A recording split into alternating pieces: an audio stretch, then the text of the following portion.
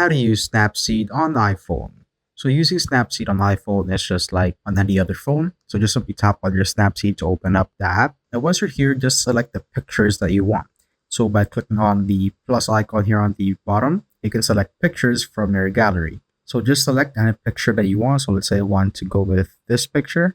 So tap on the picture that you want to select it. Once you're here, this is what it will look like. So you have three options at the very bottom, which is looks, faves, and tools. So faves is basically the favorite tools from out of all the tools. And we also have looks right here. And we also have the tools section. So there are a ton of tools that you can use.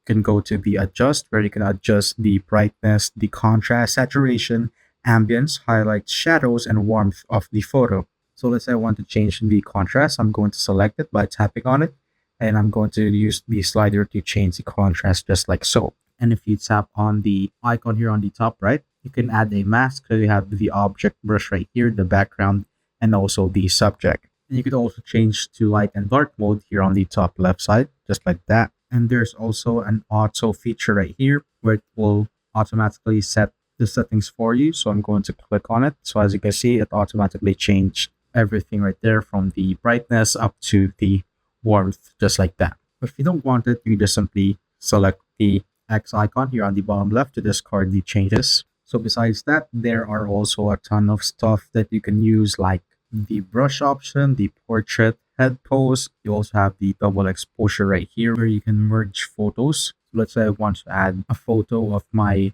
logo right here. And if I click on this part, I can set the effect or filter. So I can lighten it, darken it, add or subtract just like so.